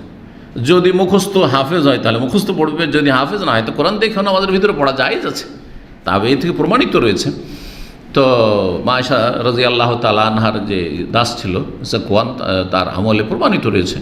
সুতরাং নামাজের ভিতরে কোরআন দেখে পড়ছেন, দাঁড়িয়ে যতক্ষণ পারলেন, না হলে বসে পড়ছেন। আর তারপরে যখন রুকু করার সময় কাছে আসলো, তখন দাঁড়িয়ে গেলেন, আর তারপরে আল্লাহু আকবার বলে রুকুতে চলে গেলেন। সবচেয়ে উত্তম তেলাওয়াত হচ্ছে ফি দাখিলিস সালাহ, সালাতের ভিতরে তেলাওয়াত করা। এই জন্য আব্দুল্লাহ বিন আমর সাহাবী কি করতেন, ওই যে রাতে দীর্ঘ সময় ধরে তাহাজ্জুদ পড়তেন, মানে লম্বা তেলাওয়াত করে তাহাজ্জুদ পড়তেন। কারণ রুকু সেজদা তার অত বেশি সময় ধরে করা যায় না। পরীক্ষা করে দেখবেন, হয়তো পরীক্ষা না করে থাকলে সেজদা তারপরও কিছুক্ষণ করা যায়, একটু লম্বা টাইম। কিন্তু রুকু যদি কেউ 10 মিনিট করে তো সোজা দাঁড়ানো মুশকিল পড়ে, সোজা পিঠটা এমন হয়ে যায় মেরুদণ্ড যে সোজা করা মুশকিল হয়ে যাবে। সেজদা ওর চাইতে একটু বেশি থাকা যাবে, কিন্তু দাঁড়িয়ে দীর্ঘক্ষণ থাকা যাবে, ঘন্টার পর ঘন্টা দাঁড়িয়ে থাকতে পারে। যারা ভিড় ভাড়ে দেশের যে অবস্থা, বাসে যারা সফর করেছেন বা বাস ট্রেনে অনেকে দাঁড়িয়ে 6 ঘন্টা 7 ঘন্টা দাঁড়িয়ে আছেন ঝুলতে আছেন, বাসে সফর করছেন না? জি হ্যাঁ। তারপরে বলে ইকরাইল কোরআন ফি কুল্লি শাহর, তুমি কোরআন খতম করো, পড়ো প্রতি মাসে একবার খতম করো, নবী সাল্লাল্লাহু আলাইহি ওয়াসাল্লাম বললেন। কালা তখন বলে ইন্নী অতিক আকসার, আমি এর চেয়ে বেশি পারবো, মাসে একবার কেন, আমি এর চেয়ে বেশি পারবো। তো ফামাজাল্লাহ এর কথা, তাহলে মাসে 2 বার, মাসে 3 বার, মাসে 4 বার, এইভাবে 7 বারে এসে একটি হাদিস রয়েছে, না 7 দিনে 1 খতমে আসলেন। 7 দিন হলে 4 7 28 হয়ে যায়, 4 খতম হয়, মোটামুটি 4 খতম বা তার একটু বেশি হয়। 7 দিনে খতম করা। উসমান রাদিয়াল্লাহু তাআলা আনহু 7 দিনে কি করতেন? হ্যাঁ, খতম করতেন, 7 দিনে খতম করতেন। এই জন্য কোরআনে কারিমে আমাদের দেশের কোরআনগুলোতে মনজিল আছে, একটা দেখবেন মনজিল, দেখেছেন, খেয়াল করেছেন কেউ? না, কোরআনের সাথে ওইসব সম্পর্ক নেই, অত পড়া পড়ে। হ্যাঁ, সাইডে লেখা আছে মনজিল। আর আরব দেশের কোরআনে পাবেন, আরবি কোরআনে, কিন্তু দেশি ছাপা যেটা এখানেও যেটা আছে, যেটা নীল রঙের, ওতে দেখবেন যে সাইডে মনজিল লেখা আছে, 7টা মনজিল। 7 দিনে যে খতম, 7 মনজিলে কোরআন খতম 7 দিনে। জি। তো উসমান রাদিয়াল্লাহু তাআলা আনহু যেহেতু মুসহাফে একসাথে কোরআন একত্রিত করেছিলেন এবং এক এক দিনে যতটা পড়তেন, ওইটার নাম পরবর্তীকালে কারি সাহেবরা কি করেছে? মনজিল করেছে। মনজিল মানে অবতরণের স্থান। জি, অবতরণের স্থান, এখানে থেমে যেতেন, আবার দ্বিতীয় দিন আর এক মনজিল, এইরকম আর কি। তো 7 দিনে 1 খতম এখানে গেল। এরপরে বাড়তে 3 দিনের বেশি, অন্য হাদিস দ্বারা প্রমাণিত 3 দিন খুব বেশি পড়েন, তাহলে প্রতিদিন 10 পারা করে পড়েন আর 3 দিনে খতম করেন। আর হাদিসে রয়েছে 3 দিনের বেশি যদি কেউ আরও বেশি করে, যে না আমি এর চেয়ে বেশি পড়ব, তাহলে সেই ব্যক্তি কোরআনের কিছুই বুঝলো না, যতই ভালো এলেম ওয়ালা হোক না কেন। আমরা যারা অর্থ বুঝি, 3 দিনের কমে যদি 2 দিনে খতম করি, এক দিনে 15 পড়া, তো অর্থ বোঝা যাবে না, তাড়াতাড়ি পড়া হবে। তারপরে একটা বিরক্তি, মানুষের তো শরীর, সুতরাং ওই মন মানসিকতা নিয়ে আমি উপলব্ধি করব, বুঝবো, তাদাব্বরে কোরআন করব। আল্লাহ কোরআন গভীরভাবে গবেষণা করতে হবে, চিন্তা করে পড়তে বলেছেন, বুঝতে বলেছেন, উপলব্ধি করতে বলেছেন, সেগুলো হবে না। এই জন্য যেই ব্যক্তি 3 দিনের কমে কোরআন খতম করলো, সেই ব্যক্তি কিছু বুঝলো না, এবার একটি হাদিস রয়েছে। তবে জায়েজ আছে বিশেষ মৌসুমে, ভালো মৌসুমে, এমনি সময় না, এমনি নর্মাল সময়ে 3 দিনে খতম করেন, খুব বেশি হলে এটা। কিন্তু মোবারক মৌসুম, যেমন জিলহজ মাসের 10 দিন, হ্যাঁ, রমজান মাসের দিনে বা রাতে, বিশেষ করে আপনার রমজান মাসের শেষ দশক, এগুলোতে 1 রাতও খতম করতে পারেন। সালাফে সালেহিনরা করেছেন, নাজায়েজ হলে করতেন না, তারা সালাফে সালেহিন থেকে এরকম কোরআন খতম করা প্রমাণিত। বিশেষ সময়গুলিতে করা যেতে পারে। জি, তাহলে কোরআন খতমের বিধানটা মোটামুটি আপনারা আজকে জেনে নিলেন। আল্লাহ যেন আমাদের তৌফিক দান করে।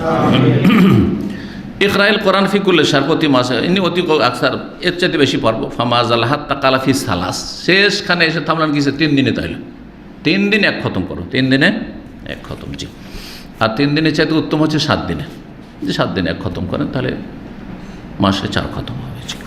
বুঝে পড়ার চেষ্টা করতে, বুঝে পড়লে ওতে বেশি সওয়াব রয়েছে এবং বেশি উপকারিতা, ফায়দা রয়েছে। কোরআন পড়ার উদ্দেশ্য কি? খালি নেকি অর্জন করা, যে 1টা অক্ষরে 10 নেকি, এটা তো আজকালকার বুঝ। এটা বুঝ সালাফদের বুঝ নয়, এটা বুঝ কোরআন সুন্নাহর বুঝ নয়। আসলে কোরআন সুন্নাহর বুঝ হচ্ছে যে বুঝে পড়তে হবে, অর্থ বুঝে। আল্লাহ কি আমাকে বলছেন, প্রতিটি আয়াতে আল্লাহ আমাকে সম্বোধন করছেন। কোরআন পাঠকারী সবসময় যেন এই মন মানসিকতা নিয়ে পড়ে যে আল্লাহর পক্ষ থেকে যেন আমাকে, আল্লাহর কালাম, আল্লাহর কথাগুলি আমি আমার জবান দিয়ে উচ্চারণ যে করছি, যেন আল্লাহ আমাকে সম্বোধন করছেন আর আমি সেই কথাগুলি শুনছি।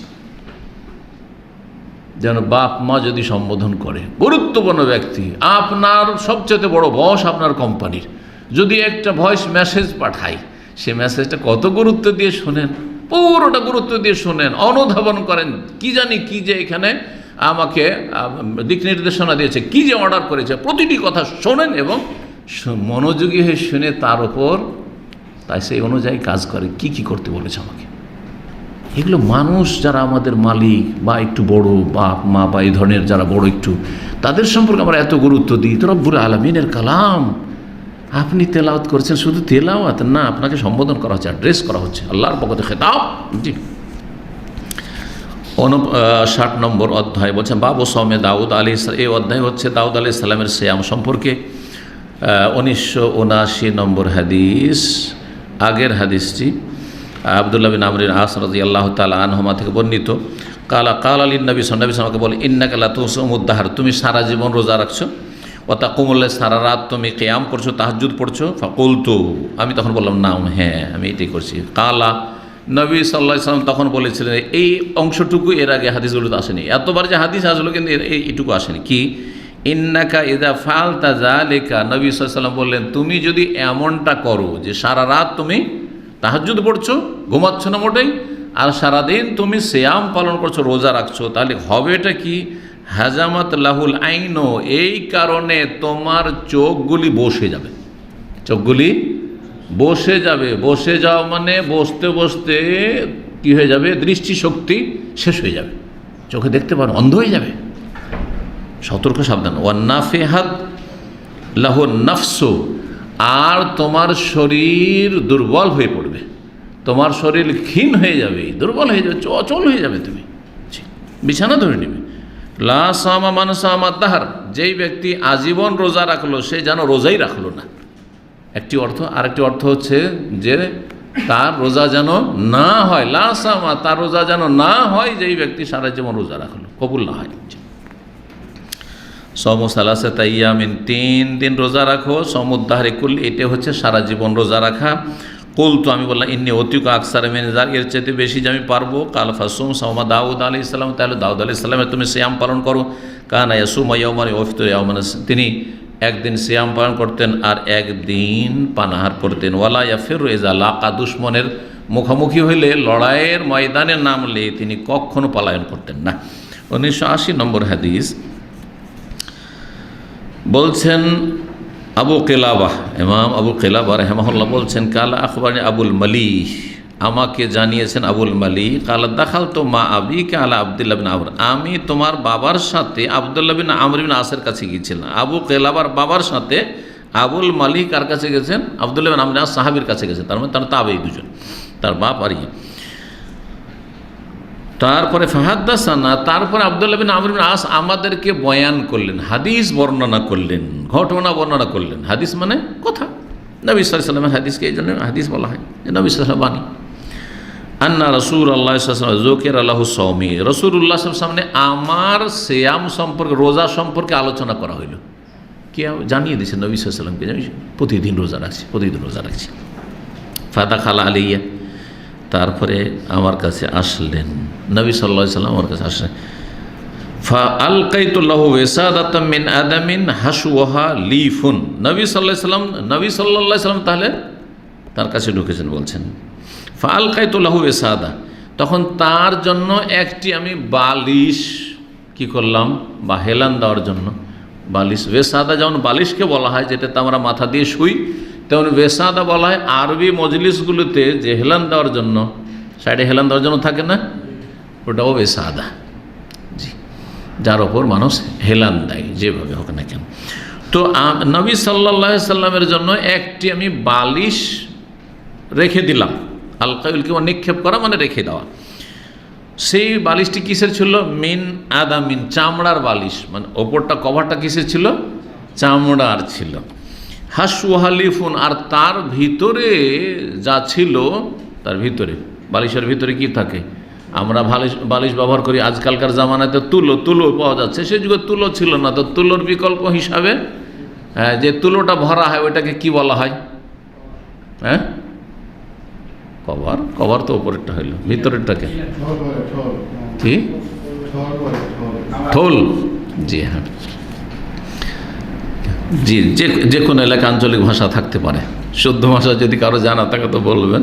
ভিতরে যেটা থাকে আর কি, বালিশের ভিতরে, জি, যেমন তোষকের ভিতরে তুলো থাকে, বালিশের ভিতরে তুলো থাকে, অথবা তুলো ছাড়া আর কিছু থাকতে পারে, কিছু ছাল থাকতে পারে, আজকাল স্পঞ্জ, আরব দেশে আসার পরে প্রথম স্পঞ্জের বালিশ মদিনা ইউনিভার্সিটিতে গেলাম, জীবনের প্রথম বালিশ দিল, বিছানা দিল। তো বিছানা যেটা দিল তোর রাহা বলছে আরবিতে, তো সেটাও স্পঞ্জ, আবার বালিশ তো ওটাও স্পঞ্জ, একটা কম্বল দিল, তো যা কিছু লাগে সবই দিল আর কি, বেডশিট সবই দিল। আলহামদুলিল্লাহ, খুব ভালোই প্রথম দিনই, কারণ সেই দিনই তো ঘুমাইতে হবে।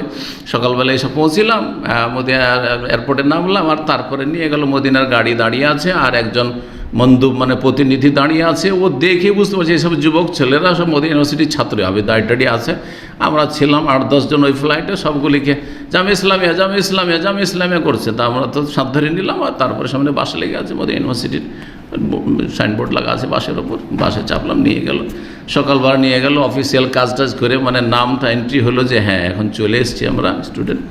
আর তারপরে তখন অর্ডার হয়ে গেছে অমুক বিল্ডিংয়ে যাও। তো অমুক বিল্ডিংয়ে গেলে বিল্ডিংয়ের নিচে একজন আছে সুপারভাইজার সৌদি, সে তখন সব একটা করে এই নাও এই যে নিলাম।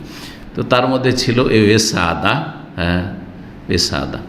কি ওয়েসাদাকে ওয়েসাদা আজকাল বলেন, মানে বালিশ, এটা পুরনো আরবি। আজকাল কি বলে বালিশকে?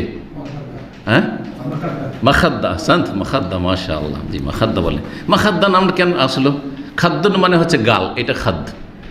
তো যদি সুন্নতি ঘুমায় তো কাইথুয়ে ঘুমাইতে হয়, এরকম চিথিয়ে নাই, মাথা রেখে নাই, হ্যাঁ, আর পেটের ঘরে না, পেটের ঘরে ঘুমানো নিষেধ, আর চিথুয়ে ঘুমা জায়েজ, কিন্তু সেটা সুন্নত নয়। আর ডান দিকে কাত হয়ে কিবলামুখী হয়ে, আর ডান দিকে কাত হয়ে ঘুমা সুন্নাত। তো ডান দিকে কাত হন আর বাম দিকে কাত হন, তো গালটা বালিশের উপরে রাখতে হয়।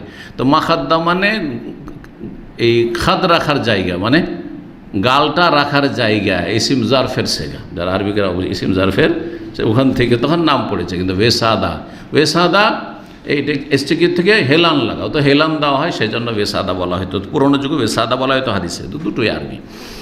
তো একটা বালিশ আমি রেখে দিলাম মিন আদামের চামড়ার, যার ভিতরে ভরা ছিল খেজুরের ছাল, খেজুরের আঁশ বা খেজুরের ছাল। জি, ফাজালাস আলাল আরজে, জমিনের উপর বসে গেলেন আর হিলান দিলেন। সারাতিল ওয়েসাদা তো বাইনো, কিন্তু সেই বালিশটাকে সামনে রাখলেন। আজকাল মজলিসে করে কি সাইডে রাখে, একটু এদিকে একবার হিলান দেয়, না এদিকে হিলান দেয়, সেই জন্য রাখে। অনেক সময় সামনে রাখে, যারা পড়াশোনা করে, যেন কোরআন পড়ছেন তো ওইটাকে সামনে রেখে দিয়ে, অথবা কিছু একটা পড়ছেন বা খাওয়া দাওয়া করছেন তার উপরে রেখে হইতে পারে সেটা। তো সামনে করে দিলেন, যেটা নবী সাল্লাল্লাহু আলাইহি ওয়াসাল্লামের আর আমার মাঝখানে থাকলো। সামনে বসলেন আব্দুল বিন আমর, আর মাঝখানে ওই বালিশটা, আর তারপরে নবী সাল্লাল্লাহু আলাইহি ওয়াসাল্লাম বসে আছেন সামনে ওই বালিশটা নিয়ে। ফাকালা, তারপরে বললেন, আমা ইয়াকফিকা মিন কুল্লি শাহর সালাসাতু আইয়াম, তোমার জন্য যথেষ্ট নয় মাসে 3টি করে রোজা রাখা? 3টা রাখো, যথেষ্ট। কালা কুলতু, আমি তখন বলি ইয়া রাসূলুল্লাহ, আল্লাহ রাসূল। কালা বলছেন যে না একটু বেশি। কালা খামসান, তখন কুলতু ইয়া রাসূলুল্লাহ, বলে আল্লাহ রাসূল আর একটু বাড়ান। বলছি ঠিক আছে 5টা রাখো, 3টার পরে 5টার অনুমতি দিলেন। কুলতু ইয়া রাসূলুল্লাহ, আল্লাহ রাসূল আর একটু, তাহলে সাবান, তাহলে 7টা রাখো, হ্যাঁ 7টা। তো 7টা করে রাখলে সপ্তাহে কটা রাখতে হবে? দুটো মোটামুটি কাছাকাছি, আনুমানিক 2। কুলতু ইয়া রাসূলুল্লাহ, আল্লাহ রাসূল আর একটু অনুমতি দেন। বলছে 3 তাহলে 9টা রাখো, হ্যাঁ 3 লং 27 মোটামুটি, এইভাবে মানে 9টা, 3 ভাগের 1 ভাগ কাছাকাছি। কুলতু ইয়া রাসূলুল্লাহ, আমি বললাম যে আল্লাহ রাসূল আর একটু বাড়ান, একটু অনুমতি দেন, আরও রোজা রাখো। কত আগ্রহ রোজা রাখার, সুবহানাল্লাহ। কালা, তখন রাসূল বললেন 11, তাহলে 11টি রোজা রাখো। 11টা বেজোড় বেশি উত্তম, সেজন্য 10 তো বলতে পারতেন, 8 তো বলতে পারেন, বললেন না, কিন্তু সব বেজোড় বলছেন, কাজে বেজোড়টা বেশি উত্তম। সুম্মা কালা নবী সাল্লাল্লাহু, তারপর নবী সাল্লাল্লাহু বলে লা সাওমা ফাওকা সাওমে দাউদ আলাইহিস সালাম, দাউদ আলাইহিস সালামের রোজার উপর আর কোনো রোজা নেই। দাউদ আলাইহিস সালামের সিয়ামের উপর কোনো সিয়াম নেই। তাহলে মাসে 15টি, 11-র পরে কততে গেলেন তাহলে? 100, তাহলে 15টি, জি 14 বা 15টি। শাতরুদ্দাহার, সেটা হচ্ছে সারা বছরের অর্ধেক। শাতর মানে নিস, শাতর মানে হচ্ছে এই শাতর শব্দটি আরেকটি প্রসিদ্ধ হাদিস, আত-তাহুর ও শাতরুল ঈমান, পবিত্রতা হচ্ছে ঈমানের অর্ধেক, অর্ধ ঈমান। সুম ইয়াওমান ও আফতার ইয়াওমান, একদিন সিয়াম পালন করো, আরেকদিন পানাহার করো। 60 নম্বর অধ্যায় বলছে বাবু সিয়ামিল বিজে সালাসা আশারাতা ওয়া আরবা আশারাতা ওয়া 5 আশারাত। এই অধ্যায় হচ্ছে আইয়ামে বীজের রোজা রাখা সম্পর্কে। আইয়াম বীজ বেজদার বহু বচন, বীজ হচ্ছে বেজদার বহু বচন। বেজদা মানে কি? বেজদা মানে কি কে বলতে পারে? আবিয়াজ মানে কি? আবিয়াজ মানে সাদা, ঠিক না? আবিয়াজের মুয়ান্নাস হচ্ছে, স্ত্রীলিঙ্গ হচ্ছে আরবিতে। আরবিতে কিন্তু ভাষারও স্ত্রীলিঙ্গ আছে, উর্দুতেও আছে, উর্দুতে কম আছে, আরবিতে কিন্তু অনেক বেশি আছে। কোনটা পুরুষলিঙ্গ শব্দ, কোনটা স্ত্রীলিঙ্গ শব্দ আছে, মুযাক্কার মুয়ান্নাস। তো আবিয়াজ আর বেয়দা হচ্ছে মুয়ান্নাস, বেয়দা, হ্যাঁ, দদ দিয়ে বেয়দা। তো বেয়দা মানে সাদা, আর বেয়দা, বেয়দা মানে তো সাদা হয়ে গেল। তাহলে আর কোন জিনিসটা আছে যাকে বেয়দা বলে? ডিম কি বলে না? আপনার বেয়দ বলছেন সেই জন্য, আসলে বেয়দা। হ্যাঁ, কি তো ডিমকে বেয়দা কেন বলে? কারণ ডিম সাদা, সেই ডিম যে সাদা সেই জন্য ডিমের নাম হচ্ছে বেয়দা বা বেয়দ। আজকাল বেয়দ হচ্ছে মাতৃভাষা, কিন্তু আসলে বেয়দা, বেয়দা মানে ডিম। এই জন্য আমরা এই আরবি শব্দটি ব্যবহার করি, কিন্তু মাছের ডিমের ক্ষেত্রে, মুরগির ডিমের ক্ষেত্রে বলি না। মুরগির বয়দা বলি না, কিন্তু কি বলি?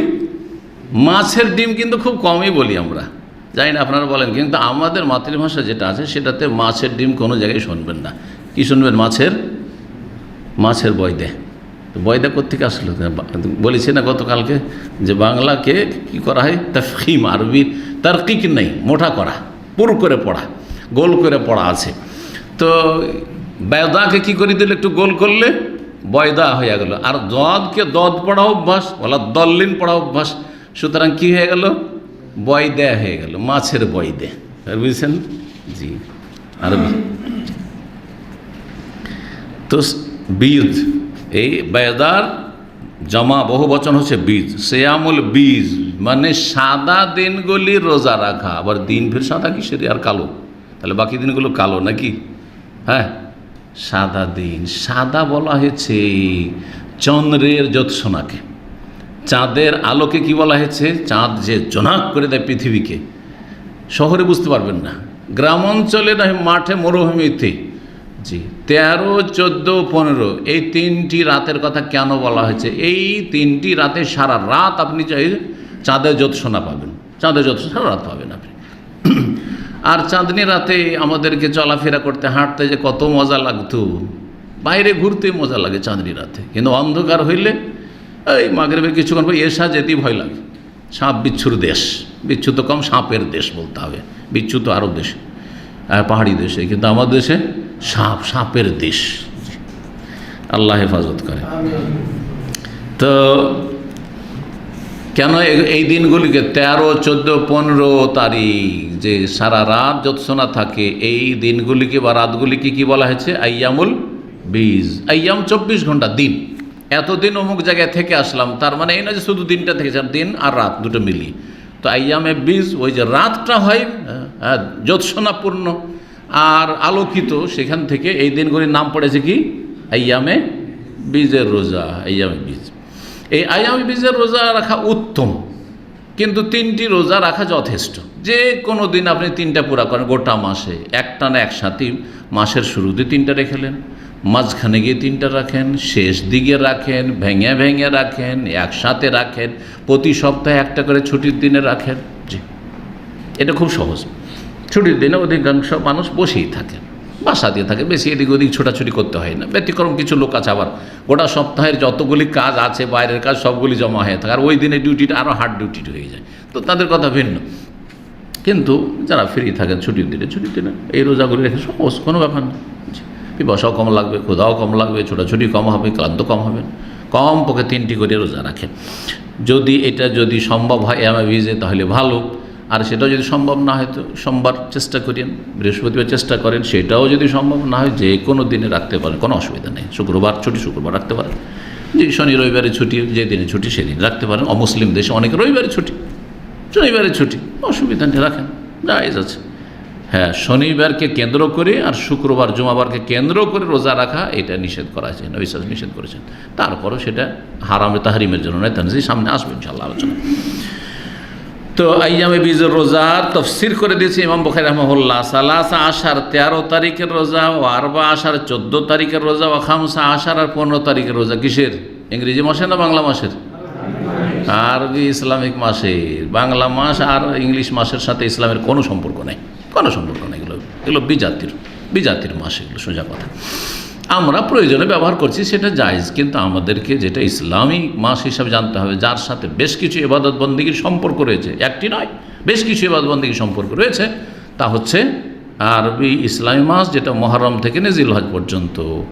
এর সাথে সম্পর্ক হচ্ছে মাহে রমজানের, এর সাথে সম্পর্ক হচ্ছে ঈদুল ফিতরের, এর সাথে সম্পর্ক ঈদুল আজহার, এর সাথে সম্পর্ক হচ্ছে হজের, এর সাথে সম্পর্ক হচ্ছে আরাফার সিয়ামের, এর সাথে সম্পর্ক হচ্ছে আশুরার রোজার, কত সম্পর্ক, সবই মানে ইসলামী সম্পর্ক। জি, 1981 নম্বর হাদিস, আবু হুরায়রা রাদিয়াল্লাহু তাআলা আনহু থেকে বর্ণিত, তিনি বলেন, আওসানি খালিলি সাল্লাল্লাহু আলাইহি সাল্লাসিন, আমার অন্তরঙ্গ বন্ধু রাসূলুল্লাহ সাল্লাল্লাহু আলাইহি ওয়াসাল্লাম আমাকে ওসিয়ত করেছেন তিনটি বিষয়ের। ওসিয়ত করেছেন মানে উপদেশ দিয়েছেন। ওসিয়ত দুই রকম, একটি হচ্ছে দ্বীনি ওসিয়ত, মানে উপদেশ। ওসিয়ত তাহলে এই ওসিয়তের মানে হচ্ছে নসিহত। ওসিয়ত মানে নসিহত, নসিহা মানে উপদেশ, কিন্তু নসিহা মানে উপদেশ। আর ওসিয়া মানে কিন্তু উপদেশ হয় না, কিন্তু প্রয়োগটা হয়ে থাকে, ব্যবহারটা হয়ে থাকে। আমাকে কিছু ওসিয়ত করুন মানে নসিহত করুন, উপদেশ দেন, কিছু নসিহা করুন, আমরা নসিহত বলি ওটাকে। তো এখানে ওসিয়ত মানে হচ্ছে নসিহত, মানে ধর্মীয় কোনো দ্বীনি বা গঠনমূলক ভালো চারিত্রিক উপদেশ দেওয়া। জি, যে উপদেশ চাইবে অথবা যাকে দেওয়ার প্রয়োজন মনে করবেন, ছেলে বিদেশে যাচ্ছে, আপনজন প্রিয়জন বিদায় নিচ্ছে, কিছু উপদেশ দিচ্ছেন, বড় ব্যক্তি ছোটকে, ইত্যাদি। জি, এটা ওসিয়ত। ওসিয়ত বলতে পারেন, ওসিয়ত বলতে পারেন। আর আসল ওসিয়ত শব্দ হচ্ছে, ওসিয়তের সম্পর্ক হচ্ছে ধন সম্পদের সাথে। আর সেই ধন সম্পদের ওসিয়ত হচ্ছে মানুষ মারা যাওয়ার পরে এটা করিও, এটা করিও, এটা হচ্ছে ওসিয়ত। যেমন কোনো ব্যক্তি ওসিয়ত করবে যে অমুক ব্যক্তিকে অথবা অমুক মাদ্রাসায় বা ইসলামিক সেন্টারে বা মসজিদে আমার 1 বিঘা জমি তোমরা আমার ইন্তেকালের পরে দিয়ে দিও, আর তারপরে সেটা লিখিত করুক অথবা মৌখিক বলে যাক, দিয়ে দিও, তারপরে তোমরা জমি জায়গা ভাগ করিও। ছেলে মেয়েদেরকে ওসিয়ত করলো, এটার নাম কি? আল ওয়াসিয়াত বিল মাল মিন বাদি ওয়াসিয়াতিন তুসুনা বিহা ওয়া দাইন, সূরা নিসা আল্লাহ ওসিয়তের কথা বেশ কিছু আয়াতে কোরআনে কারিমে আল্লাহ বর্ণনা করেছেন, কিন্তু বারবার করে ওখানে যেখানে ধন সম্পদ ভাগ বন্টন, সেখানে বারবার ওসিয়তের কথা কেন বলেছেন? কারণ ওসিয়তের সম্পর্ক এই ধন সম্পদ মরার পরে যেই ব্যক্তি বলছে তার ইন্তেকালের পরে এটা হবে। তো এটা সাধারণত ছেলেমেয়েরা করতে চাইবে না, কৃপণতা করবে। আরে আমার আব্বা বলেছে 1 লাখ টাকা মসজিদে দিয়ে দিও, 1 বিঘা জমি বা 5 বিঘা জমি দিয়ে দিও, এত টাকার সম্পদ দিয়ে দিব, অমুক জায়গাটায় দিয়ে দিও, এটা রোড সাইডে, এটা তো দেওয়া যায় না। এইটা যেন না করে, সেই জন্য বারবার করে আল্লাহ তাগিদ করেছেন, আগে সেইটা, তারপরে জমি জায়গার ভাগ। কিন্তু এই ক্ষেত্রে যেন বাড়াবাড়ি না করে ওই ব্যক্তি, সেই জন্য আল্লাহ একটা কি করে সীমানা বেঁধে দেয়, সেটা হচ্ছে ওয়াসসুলুস, 3 ভাগের 1 ভাগ ম্যাক্সিমাম, খুব বেশি যদি করো 3 ভাগের 1 ভাগ ওসিয়ত করতে পারো। 9 বিঘা জমি আছে, তাহলে 3 বিঘা পর্যন্ত তুমি তার মধ্যে কি করতে পারবে? ওসিয়ত করতে পারবে। এই নয় যে কারো 9 বিঘা জমি আছে আর তার 5 বিঘাই করে দিল, না, হারাম, জায়েজ নাই, জালেম হয়ে যাবে সে। দিন ইসলাম আদল ইনসাফের দিন, সুবিচার ন্যায় প্রতিষ্ঠার দিন। ইন্নাল্লাহ ইয়ামুরু বিল আদল ইত্তাকুল্লাহ, আল্লাহকে ভয় করো। ওয়াদিলু বাইনা আওলাদিকুম, তোমরা তোমাদের ছেলে মেয়েদের মাঝে সুবিচার কায়েম করো। জি, তো নবী সাল্লাল্লাহু আলাইহি ওয়াসাল্লাম তাকে ওসিয়ত করে খালিলি বললেন। কি বললেন? খালিল। খালিল মানে কি? অন্তরঙ্গ বন্ধু। খালিল এমন অন্তরঙ্গ বন্ধুকে বলা হয় যে যার ভালোবাসা খালাল থেকে, খেলাল মানে বুঝেন, দাঁতের খেলাল করাকে খেলাল বলে কিনা, যে খেলাল দেন তো, কেন খেলালকে খেলাল কেন বলে? খালাল মানে দাঁতের ফাঁকে ফাঁকে পুরা ঢুকে যাবে, যদি ফাঁক পাই তো পুরা ঢুকে যাবে। দাড়ির খেলাল করা, ঠিক না? কেন? কারণ দাড়ির ফাঁকে ফাঁকে আপনি আঙ্গুল ঢুকিয়ে ফেলছেন, এইখান থেকে খালিল শব্দটি এসছে। তো খালিল এমন অন্তরঙ্গ বন্ধু, এমন গাঢ় বন্ধু যে যার ভালোবাসা মানুষের শিরা উপশিরায়, হাড়ে হাড়ে রক্তে একেবারে মিশে গেছে একাকারে, এত ভালোবাসে, এত ভালোবাসে। এটা হচ্ছে খালিল। কিন্তু সাদিক মানে তো বন্ধু, ওটা আলাদা। সাদিক এমনি সাদিক, তারপরে হাবিব মানেও তো প্রিয় বন্ধু, বোঝা গেছে, রাফিক মানেও বন্ধু, কিন্তু এগুলো সাধারণ বন্ধু।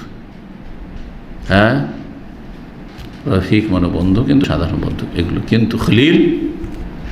এই জন্য নবী সাল্লাল্লাহু আলাইহি ওয়াসাল্লাম বলেছেন, ইন্নাল্লাহ ইত্তাখাযানি খলিলা কামা ইত্তাখাযা ইব্রাহিমা খলিলা। আল্লাহ আমাকে খলিল হিসাবে নির্বাচন করেছেন, যেমন আল্লাহ ইব্রাহিম আলাইহিস সালামকে খলিল হিসাবে নির্বাচন করে। দুইজন মানুষকে খলিল হিসাবে আল্লাহ রাব্বুল আলামিন নির্বাচন করেছে, ইব্রাহিম খলিলুল্লাহ আর মুহাম্মদ রাসূলুল্লাহ খলিলুল্লাহ। কথা বোঝা গেছে?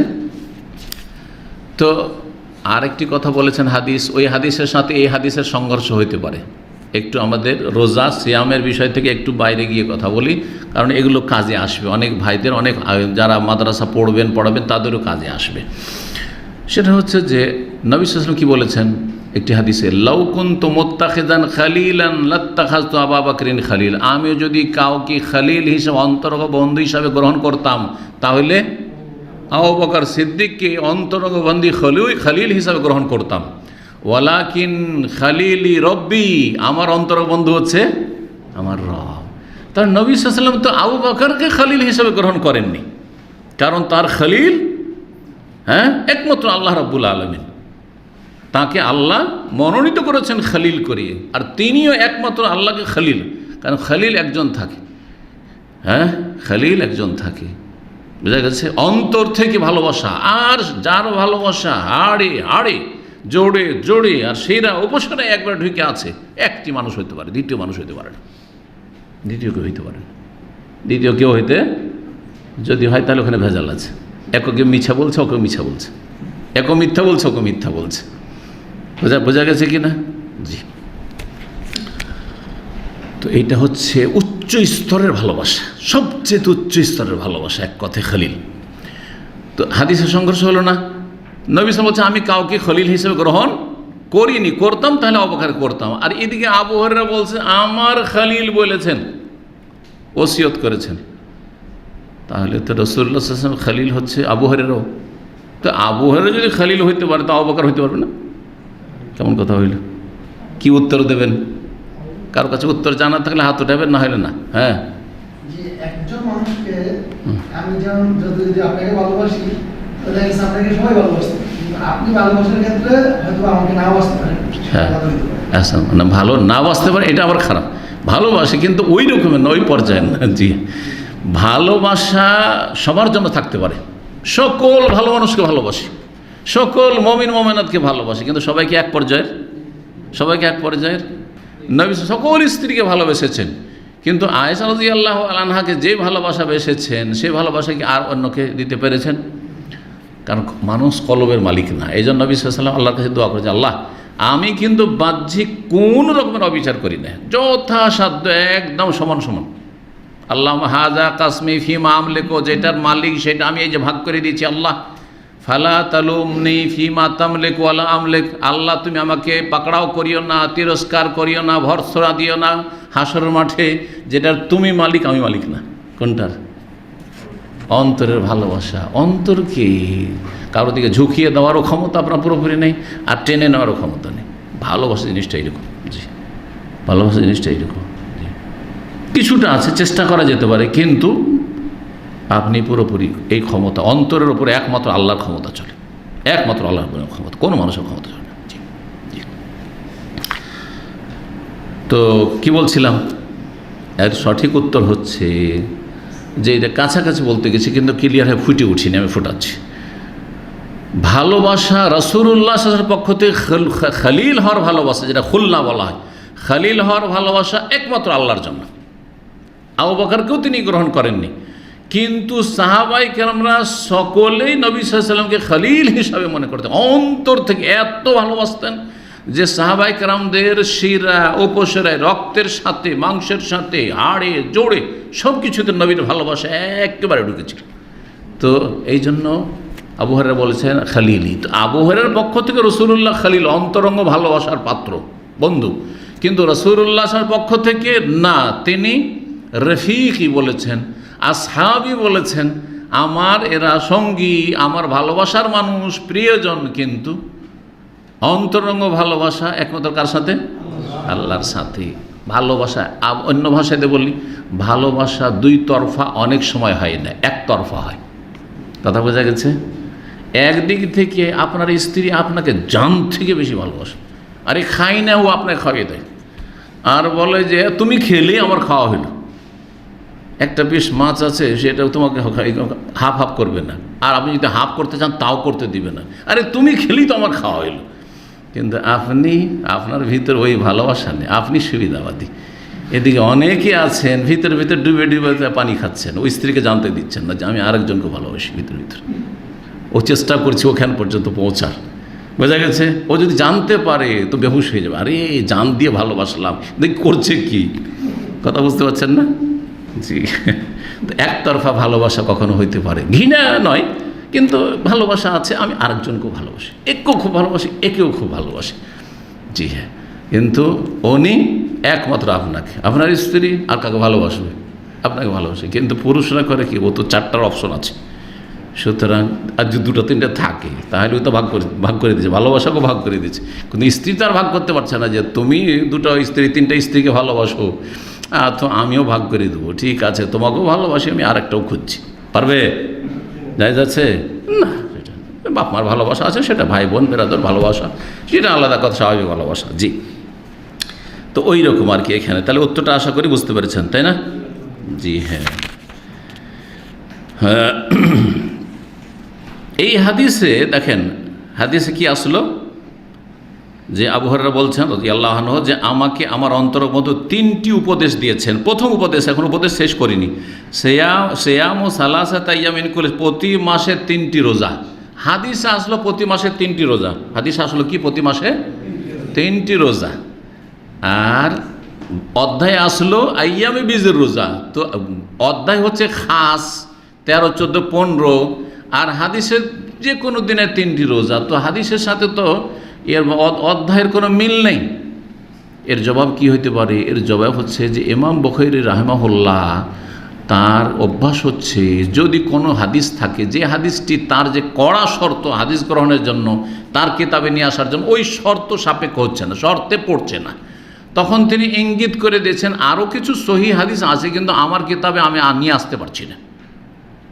সেই হাদিসে আইয়ামে বীজের কথা আছে, আর সেই হাদিস মুসনাদ আহমদে আছে, নাসাইতে আছে, আবু দাউদে আছে, ইবনে মাজায় আছে, হাদিস সহিহ আইয়ামে বীজ বলেই আছে, বীজের রোজা। জি, আর ওই তারিখগুলো রয়েছে, তো সেই দিকে ইঙ্গিত করে দিয়েছেন। আর হাদিস নিয়ে এসছেন আম, তাহলে হাদিস আম, কিন্তু অধ্যায় খাস করে ওই দিকে ইঙ্গিত করেছেন। জি, দ্বিতীয় উপদেশ ছিল ওর রাকাতাই দোহা, দোহার 2 রাকাত কমপক্ষে সালাত আদায় করা, এই ওসিয়ত করেছেন আবু হুরায়রা রাদিয়াল্লাহু তাআলা নবী সাল্লাল্লাহু আলাইহি সাল্লাম।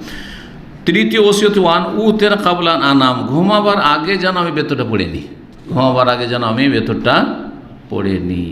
কেন? অন্যদেরকে তাহাজ্জুদ পড়তে উৎসাহিত করছেন, আর আবু হুরায়রাকে বলছেন যে তুমি বেতরটা পড়ে ঘুমিয়ে যাও। কেন? হ্যাঁ হ্যাঁ, দেখতে হবে। আপনাদের মধ্যে যদি দেখি যে মাশাআল্লাহ এর কাজ কামও তো নেই, হালকা কাজ, অফিসিয়াল কাজ করে, আর মাশাআল্লাহ শরীরও সুস্থ, তাহলে বলবো তাহাজ্জুদ পড়ো, তো নফল রোজা রাখো, বলবো না। কিন্তু এক লোক তো দেখছি যে ও মাশাআল্লাহ বেঁচে আছে কিন্তু একেবারে কমজোর, একেবারে দুর্বল ক্ষীণ মানুষ, ঠিক আছে, আর হাড় ভাঙা কাজ করে, ডিউটি করে, সারা দিন রোদে কাজ করে, কেউ বলবো রোজা রাখো, ও যাও গিয়ে তাহাজ্জুদ পড়ো নাকি? না, বলবো যে রাত্রে তাড়াতাড়ি ঘুমিয়ে যাও, বেতরটা পড়ে ঘুমিয়ে যাও, বলবো না? অবশ্যই বলি, সারাদিন ডিউটি করে এসছে ক্লান্ত, ও উঠতে পারবে না, বেতর ছেড়ে দিলে বেতরটাও যাবে আর ও তাহাজ্জুদ পড়তে পারবে না। তা আসল হচ্ছে তার ফজর। তো আবু হুরায়রা রাদিয়াল্লাহু তাআলা আনহু নবী সাল্লাল্লাহু আলাইহি ছিলেন, সেই জন্য নবী করিম সাল্লাল্লাহু আলাইহি সাল্লাম এইভাবে তাকে ওসিয়ত, যেই ব্যক্তি তাহাজ্জুদ পড়তে পারবে না অধিকাংশ দিনে, সেই ব্যক্তি বেতর আগে পড়ে নেবে, বেতর আগে পড়ে নেবে। এই শিক্ষা এই হাদিস থেকে। জি, আরেকটা শিক্ষা হচ্ছে যেই ব্যক্তি তাহাজ্জুদ পড়তে পারছেন, রাতে যখন নফল আপনি সালাত পড়তে পারলেন না, তো এই যে একটা ঘাটতি হয়ে গেল নফলে সুন্নাতে, ওই ঘাটতি পূরণ করেন, রিকভার করেন কিসের মাধ্যমে? চাস্তের সালাতুদ দোহার মাধ্যমে। এই জন্য তাকে সালাতুদ দোহাও পড়তে বলে, যে রাতে হইল না তো দিনে কিছু করে না। এই জন্য যেই দিন তাহাজ্জুদ পড়তে পারে, যারা তাহাজ্জুদ অভ্যস্ত, তাহাজ্জুদ পড়তে পারলেন না, সেই দিন কি করেন? অবশ্যই চেষ্টা করবেন সেই দিন চাস্তের সালাতুদ দোহা পড়ে নেওয়া, 2, 4, 6, 8, 10, 12 পর্যন্ত, 2 থেকে নিয়ে 12 পর্যন্ত। জি,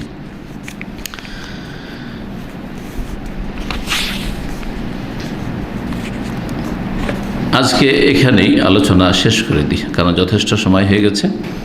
সুতরাং এখানে আলোচনা শেষ করে দেওয়াটাই ভালো হবে। ওসল্লাল্লাহু আলা নবিয়িনা মুহাম্মদ ওয়া আলা আলিহি ওয়া সাহবিহি আজমাইন।